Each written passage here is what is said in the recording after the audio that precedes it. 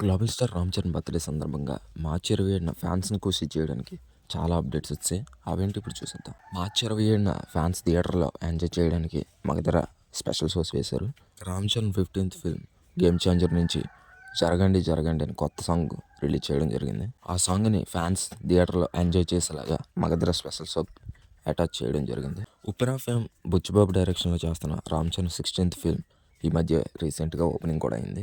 జాన్వీ కపూర్ హీరోయిన్గా చేస్తున్న ఈ సినిమా నుంచి కొత్త విశేష పోస్టర్ వచ్చేసింది. సుకుమార్ డైరెక్షన్లో చేస్తున్న రామ్ చరణ్ 17 సినిమా నుంచి కూడా విశేష పోస్టర్ వచ్చింది.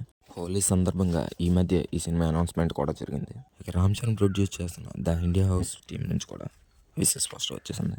వీటితో పాటు గీతాంజలి మళ్ళీ వచ్చింది, శశివద్ అనే టీమ్స్ నుంచి కూడా విశేష పోస్టర్స్ వచ్చేసాయి.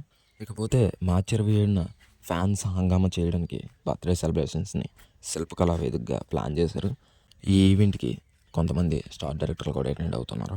RRR తర్వాత గేమ్ చేంజర్ వల్ల థియేటర్కల్గా చాలా గ్యాప్ వచ్చిందని బాధపడుతున్న రామ్ చరణ్ ఫ్యాన్స్కి 3 కొత్త cinema updates, Magadheera special shows and birthday సెలబ్రేషన్స్తో ఫుల్ ఖుషీనిచ్చిందనే చెప్పుకోవాలి.